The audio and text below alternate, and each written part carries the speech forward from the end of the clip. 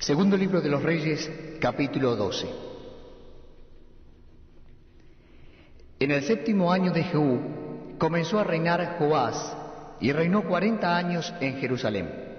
El nombre de su madre fue Sibia de Beerseba. Y Joás hizo lo recto ante los ojos de Jehová todo el tiempo que le dirigió el sacerdote Joiada.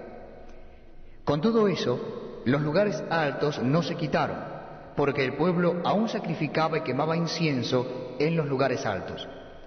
Y Joás dijo a los sacerdotes: todo el dinero consagrado que se suele traer a la casa de Jehová, el dinero del rescate de cada persona según está estipulado, y todo el dinero que cada uno de su propia voluntad trae a la casa de Jehová, recíbanlo los sacerdotes, cada uno de mano de sus familiares, y reparen los pórticos del templo, donde quiera que se hallen grietas.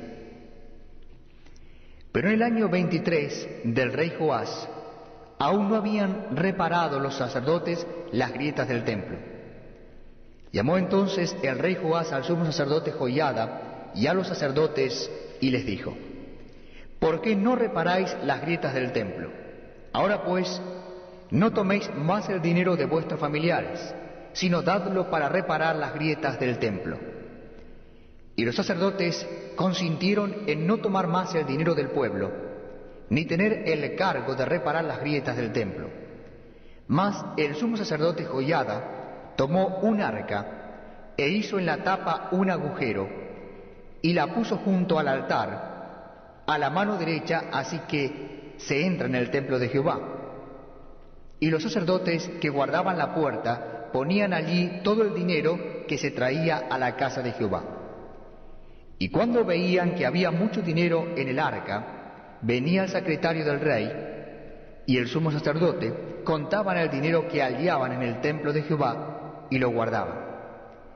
Y daban el dinero suficiente a los que hacían la obra y a los que tenían a su cargo la casa de Jehová, y ellos lo gastaban en pagar a los carpinteros y maestros que reparaban la casa de Jehová, y a los albañiles y canteros, y en comprar la madera y piedra de cantería para reparar las grietas de la casa de Jehová, y en todo lo que se gastaba en la casa para repararla.